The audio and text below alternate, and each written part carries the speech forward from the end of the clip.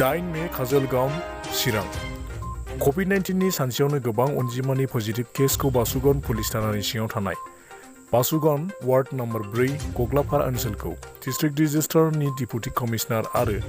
Chairman सामलायगिरि मुस्रि गौतम तालुकदार बिथाङा कभिड-19 खौ नोजोर होनानै सुबुं सोद्रोमाफोरनि गाहाम देहा आरो कर'ना सन्देरलायनायनिफ्राय बारग'नो थाखाय कन्टेनमेन्ट जन हिसाबै काजलगांव गग्लाफाराखौ फोसावनाय जायो। जायगानि थागिबि बिजय मादाक साहानिफ्राय मिथुन खारमाकार खोलानि न'सिम खाबथानाय जायो आरो भानुसेन सानजानिफ्राय जतिश बर्मननि सोनाबनि न'सिम कन्टेनमेन्ट जन होननानै फोसावनाय जायो। Ministry of health and family Bharat सोरखारनि बेखेवनाय बिथोन फैफिनागौमानि ओनसोलाव रावबो गनायथि होजायै सुबुंफ्रा हाबलाय ओंखारलाय खालामनो हायैनि थाखाय आरो मुवा बेसादफोर लांलाय लाबोनाय खालामनो हायैनि थाखाय सिडली रेभिनिउ अफिसनिफ्राय सार्केल अफिसारनि गेजेरजों गोख्रैनो होबथानो बोलो होनाय जायो।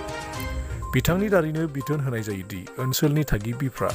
सोरखारजों होजानाय आयेन आरो नियमफोरखौ गोरायैनो मानिनांगौ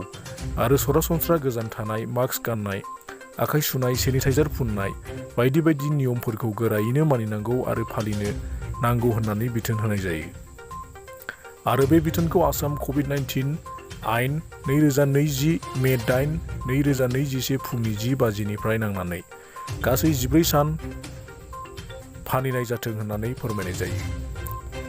जायखिजाया आयेन सिफायनाय आरो हिंसायारि जाथाय नुयोब्ला आसाम सोरखारनि आयेन बायदियै दा डिजेस्टार मेनेजमेन्ट एक्ट 2005, दा एपिडेमिक डिजिजेस एक्ट 1897